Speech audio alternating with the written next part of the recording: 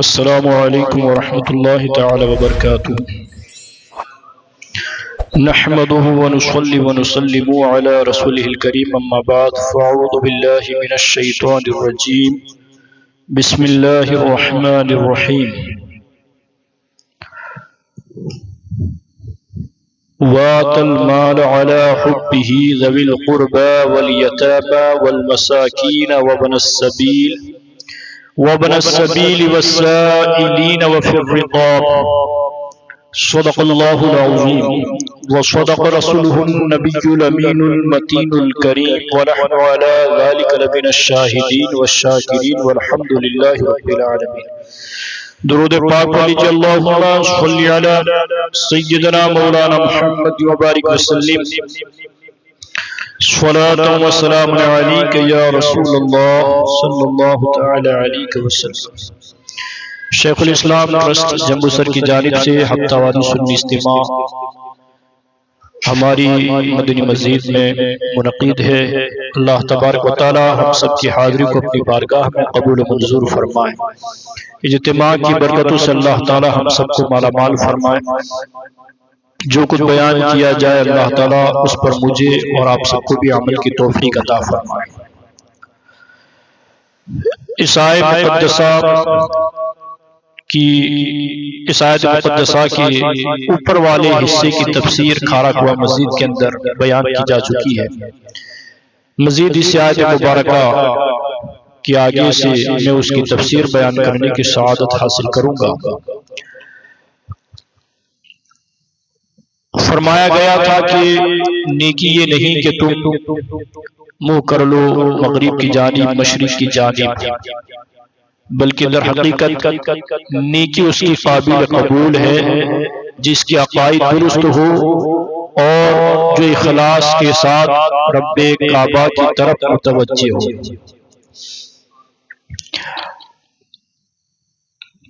پھر مزید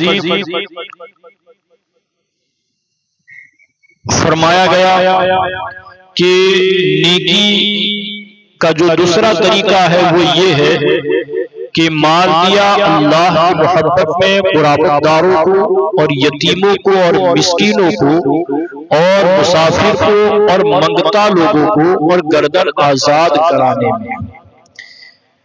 ایمان کا پہلے ذکر ہوا اور اعمال کا بعد میں ذکر ہو رہا ہے۔ چونکہ ایمان اصل ہے،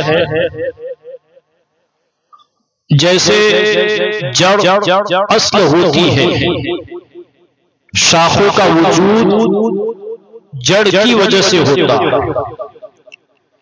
اسی طرح اعمال قابل قبول اسی صورت میں ہوں گے جبکہ ایمان ہوگا۔ تو ایمان کو مقدم رکھا چونکہ ایمان اصل ہے۔ اب اس کے بعد اعمال کا تذکرہ کیا گیا کہ نیکی اس کی قبول ہوگی کہ جو اللہ تعالیٰ کی محبت میں اپنا مال دے۔ کن کن لوگوں کو؟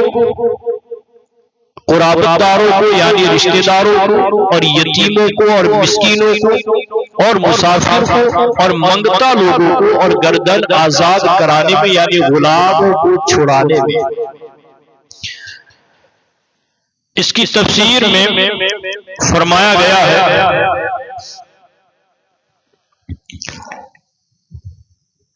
قرابت داروں کے متعلق احادیث طیبہ میں آتا ہے، اللہ کے رسول صلی اللہ علیہ وآلہ وسلم ارشاد فرماتے ہیں رشتہ داروں پر خرچ کرنا، چونکہ پہلے ہی قرابت داروں کا ذکر ہے۔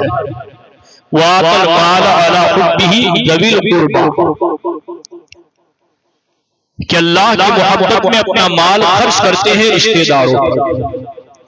رشتہ داروں پر مال خرچ کرنے میں دگنا ثواب، ڈبل ثواب۔ حدیث پاک میں ہے، حضرت سلمان بن عامر رضی اللہ تعالیٰ عنہ سے مروی ہے، تاجدار رسالت صلی اللہ علیہ وآلہ وسلم نے ارشاد فرمایا رشتہ دار کو صدقہ دینے میں دو ثواب ہیں، ایک صدقہ دینے کا اور دوسرا صلہ رحمی کا۔ ایک صدقہ دینے کا اور دوسرا صلہ رحمی کا۔ دوسرے مقام پر فرمایا گیا، سرکار دو عالم صلی اللہ علیہ وسلم نے ارشاد فرمایا، سب سے افضل صدقہ کنارہ کشی اختیار کرنے والے مخالف رشتے داروں پر صدقہ کرنا ہے۔ یعنی وہ رشتے دار جو کنارہ کشی اختیار کیے ہوئے ہیں، منہ موڑے ہوئے ہیں، بات چیت نہیں کرتے، ایسے رشتے داروں پر خرچ کرنا میرے آقا فرماتے ہیں یہ سب سے افضل صدقہ۔ کیوں؟ اس لیے کہ جب رشتے دار منہ موڑ لیتے ہیں تو دل میں ایک نفرت سے پیدا ہو جاتا ہے، اور پھر انسان کا نفس، انسان کی خواہش یہ نہیں چاہتی کہ میں اس کی مدد کروں، نفس اسے مدد کرنے سے روکتا کہ جو تیرے ساتھ بات نہیں کرتا، جو تجھے بلاتا نہیں ہے، تو اس کی مدد کرے گا؟ یہ اسلام ہے۔ میرے آقا نے فرمایا کہ ایسے رشتے داروں پر خرچ کرنا یہ سب سے افضل صدقہ، اور جب ہم خرچ کریں گے تو ہوگا کیا؟ اللہ ان کے دل میں محبت پیدا فرما دے گا۔ تو سب سے پہلے جو حکم آیا، وَآتَ الْمَالَ عَلَى حُبِّهِ ذَوِي الْقُرْبَى، کہ اللہ کی محبت میں اپنا مال رشتے داروں پر خرچ کرتے ہیں۔ آگے فرمایا گیا وَالْيَتَامَى، اور یتیموں پر خرچ کرتے ہیں۔ یتیم اس نابالغ لڑکے کو کہتے ہیں کہ جس کا باپ اس کی نابالغی کی عمر میں انتقال کر گیا، اس شخص کو نابالغ کہا جاتا ہے، اس شخص کو یتیم کہا جاتا ہے، کہ بیٹا نابالغ ہے اور باپ کا انتقال ہو گیا، وہ بچہ یتیم ہے۔ ہاں، جو اولاد بالغ ہو جاتی ہے اور بالغ ہونے کے بعد اگر باپ کا انتقال ہوتا ہے تو یتیم کے زمرے میں نہیں آتا۔ یتیموں پر مال خرچ کرنے کی بھی بڑی فضیلت آئی ہے۔ اللہ کے رسول صلی اللہ علیہ وآلہ وسلم نے ارشاد فرمایا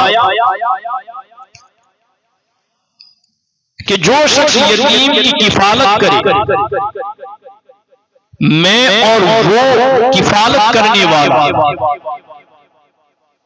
دونوں جنت میں اس طرح ہوں گے۔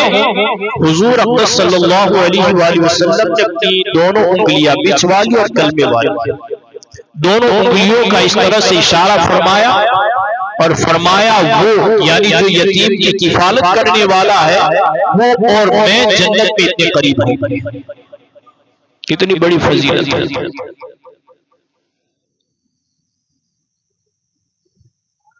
اگر اللہ نے مال دیا ہے تو یتیموں پر بھی خرچ کریں، فضول کاموں میں خرچ کرنے کے بجائے یتیموں کی پرورش میں مال خرچ کریں، کہ حضور علیہ السلام نے جنت کی نہ صرف بشارت دی بلکہ اپنے قرب کی بھی بشارت عطا فرمائی کہ وہ اور میں جنت میں اتنے قریب ہوں گے۔ سبحان اللہ۔ یتیم کی فضیلت اور بھی بہت ساری روایت موجود ہے، مگر میں تفسیر کے حساب سے انشاءاللہ باتیں بیان کروں گا۔ پھر آگے فرمایا گیا مسکینوں پر خرچ کرنا۔ حضرت ابو ہریرہ رضی اللہ تعالیٰ عنہ سے روایت ہے، رسول کریم صلی اللہ علیہ وآلہ وسلم نے ارشاد فرمایا مسکین وہ نہیں جو لوگوں میں گھومتا پھرتا اور ایک لقمہ یا دو لقمے، ایک کھجور یا دو کھجور اسے مل گئی اور چلا گیا۔ صحابہ کرام رضی اللہ تعالیٰ عنہ نے عرض کیا یا رسول اللہ صلی اللہ علیہ وسلم پھر مسکین کون ہے؟ ارشاد فرمایا جس کے پاس اتنا مال نہ ہو جو اس کی ضروریات سے اسے مستغنی کر دے، یعنی بے نیاز کر دے، اس کے پاس اتنا مال نہ ہو کہ اس کی ضروریات پوری ہو سکے۔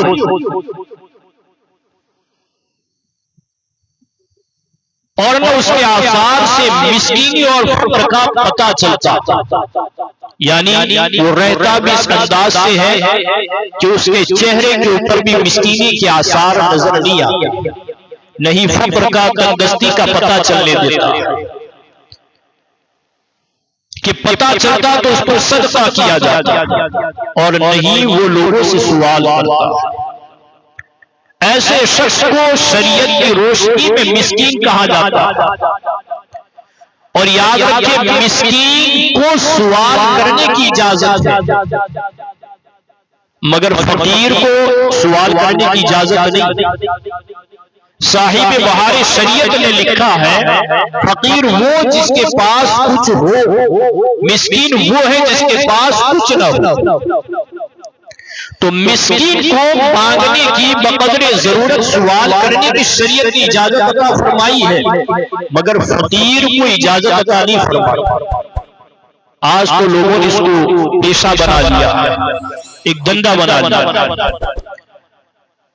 اور یاد رکھیں ہر فقیر کو دینا بھی جائز نہیں۔ جو تندرست ہو، توانا ہو اور محنت کر کے کما سکتا ہو، ایسے شخص کو دینے کی بھی اجازت نہیں دی ہے ہمارے دین میں، چونکہ وہ کما سکتے ہیں، بلکہ ایسے لوگوں کو مانگنا ہی منع۔ حدیث پاک میں ہے، مفہوم عرض کر رہا ہوں کہ قیامت کے دن ایسے لوگ اس حال میں اٹھائے جائیں گے کہ ان کے جسموں کے اوپر اور چہروں کے اوپر گوشت بالکل نہ ہو، مگر لوگوں نے مانگنے کو دھندا بنا لیا، پیشہ بنا لیا ہے۔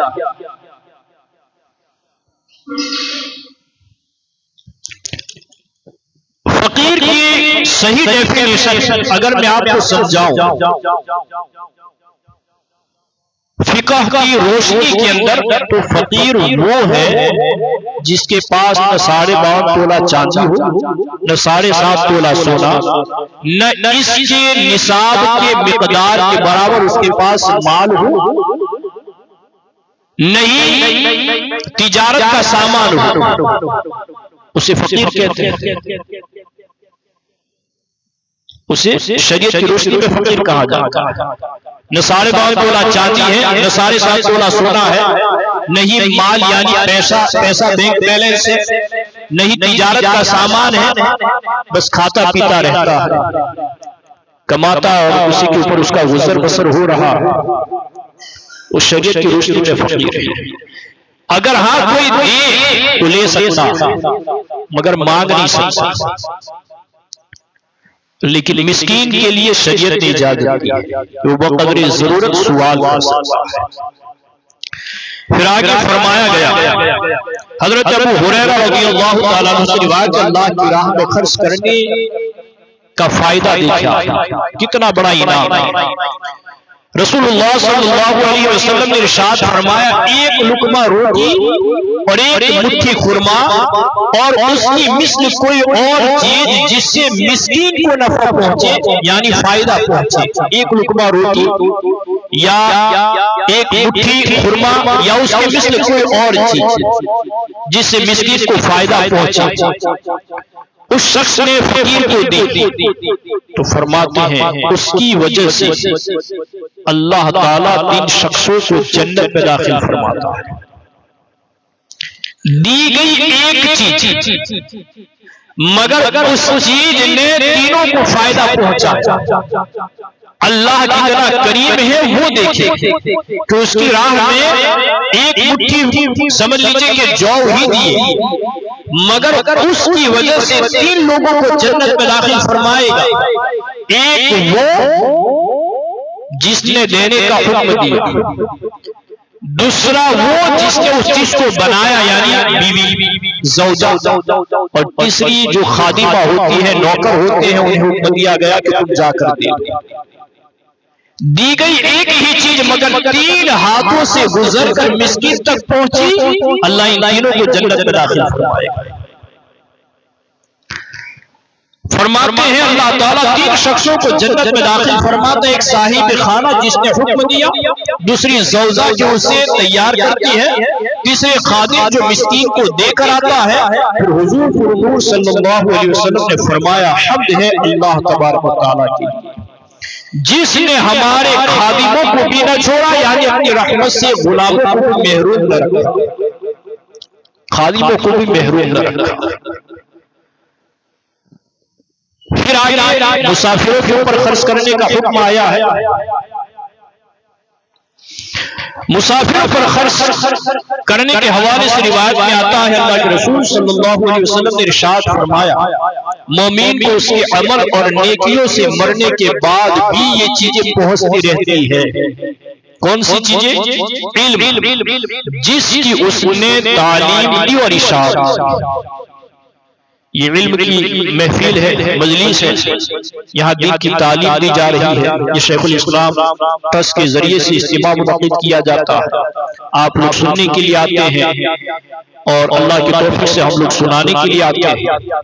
تو یہ جو علم کی محفل سجائی جاتی ہے اور علم کی ترویج و ارشاد کی جاتی ہے، دین کی باتیں پہنچائی جاتی ہے، میرے آقا فرماتے ہیں یہ صدقہ جاریہ ہے، مرنے کے بعد بھی اس کا ثواب علم پہنچانے والے کو ملتا ہے۔ تو اگر آپ بھی دین کی کوئی بات جانتے ہو تو دوسرے تک شیئر کریں، پہنچائیں۔ میرے آقا نے نہیں فرمایا بلغوا عنی ولو آیہ، اگر تم میری ایک بھی بات جانتے ہو تو دوسرے تک پہنچاؤ۔ پھر آگے فرمایا نیک اولاد جسے چھوڑ کر مرا، اولاد کی تربیت اچھی کرے تاکہ مرنے کے بعد وہ ناچنے کے لیے نہ چلی جائے کسی شادی کے بینڈ باجے یا لہو لعیب کے اندر نہ مبتلا ہو جائے یا پتنگ بازی کے لیے نہ چھت پہ چڑھ جائے، ہے نا کہ باپ کو گیا بڑی لاڑ پیار میں اس کو پالا پوشا، اب زندگی پر کبھی مسجد لے کر ہی نہیں آیا، نہ دین کی طرف اسے کبھی جانے کا حکم دیا، نہ اس کی تعلیم دی۔ اب باپ انتقال کر گیا، بیٹا گناہوں کے اندر مبتلا ہے۔ اگر نیک اولاد چھوڑ کر جائیں گے تو یاد رکھیے اس نیک اولاد کے نیک عمل کا فائدہ قبر میں ماں باپ کو ملتا رہے گا۔ تو فکر یہاں کی نہ کرے کہ میری اولاد کیا کرے گی، فکر آخرت کی کرے، قبر کی کرے۔ فرمایا نیک اولاد جسے چھوڑ کر مرا، یا مصحف جسے میراث میں چھوڑا، یا مسجد بنائی یا مدرسے بنا دیے یا اس میں امداد کر دی، مساجدوں کے اندر، مدرسوں کے اندر یا مسافر خانوں کے لیے پانی کی پربیں بنوا دی، یا پھر ان کی قیامگاہ کے لیے مسافر خانے بنا دی، رہائش کے لیے، آرامگاہ کے لیے، یہ ساری چیزیں تیار کروا دی، یا کسی غریب کی مدد کر دی، یا کسی غریب کو مکان بنا کے دے دیا۔ یہ وہ کام ہے کہ انسان کر تو جاتا ہے مگر جانے کے بعد اس کا فائدہ، اس کا ثواب قبر میں ملتا رہتا ہے۔ تو کام ایسے کرے کہ مرنے کے بعد اس کا اجر، اس کا ثواب ہمیں قبر میں ملتا رہے۔ پھر آگے فرماتے ہیں یا نہر جاری کر دیا، اپنی صحت اور زندگی میں اپنی مال میں سے صدقہ نکال دیا کہ اس کے مرنے کے بعد اس کو ملے گا۔ میرے آقا نے فرمایا نا کہ انسان کہتا ہے میرا مال ہے، میرا مال ہے، مگر اس کا مال تو 3 ہی طرح کا ہے، وہ جو اس نے کھایا اور ختم کیا، وہ جو اس نے پہنا اور پرانا کیا، اور تیسرا وہ جو اس نے اللہ کی راہ میں خرچ کیا۔ یہ انسان کا مال ہے، باقی جو چھوڑا ہے وہ اس کا تھوڑی ہے، وہ تو اس کے وارثوں کا ہے۔ اس کے مرنے کے بعد اس پر اس کے وارثوں کا قبضہ ہوگا۔ انسان کا مال تو وہ ہے جو اس نے کھا لیا، ختم کر دیا، پہنا پرانا کر دیا، اللہ کی راہ میں خرچ کیا اور آخرت کے لیے جمع کر دیا۔ یہ انسان کا اپنا مال، اس مال سے اسے فائدہ ہوا ہے، چھوڑے ہوئے مال سے اسے تھوڑا فائدہ ہونے والا ہے، وہ تو وارث اس پر قبضہ کریں گے۔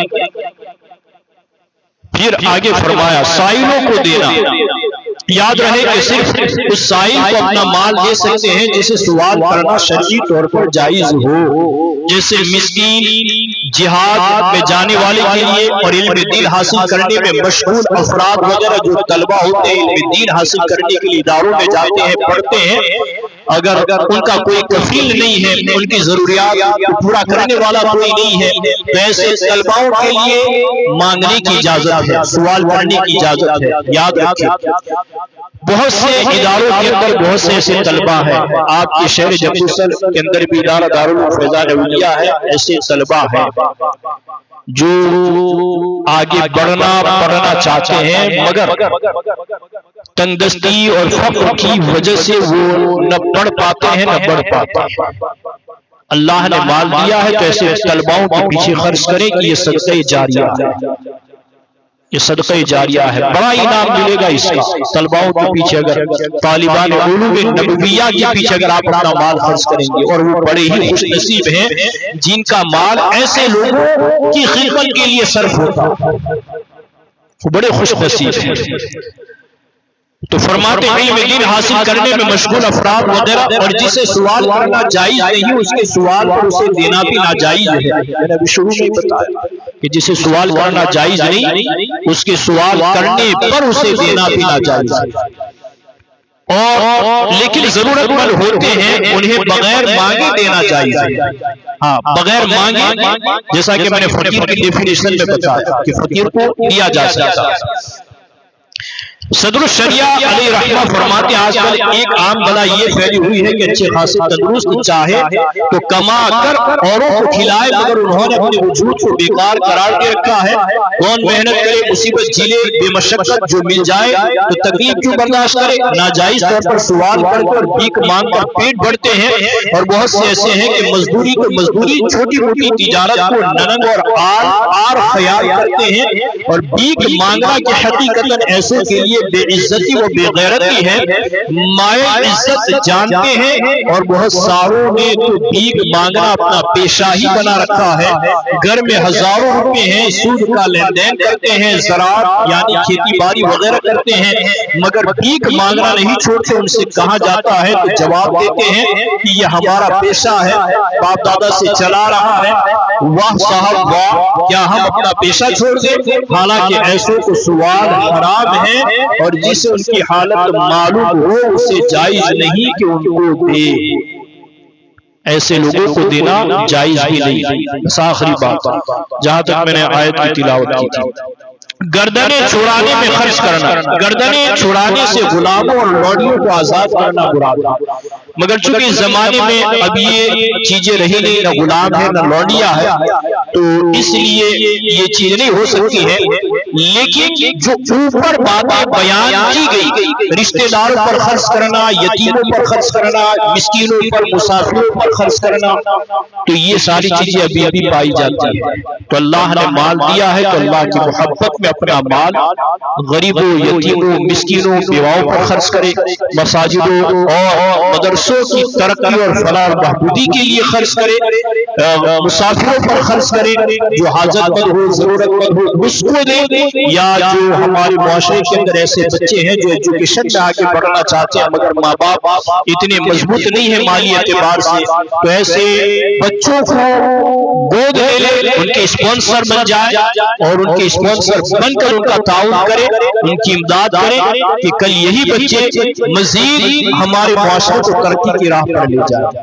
اللہ تعالی ہم سب کو دین کی خدمت کی توفیق عطا فرمائے، صحیح راہ میں اللہ تعالی صحیح جگہ ہمیں اپنا مال خرچ کرنے کی بھی توفیق عطا فرمائے۔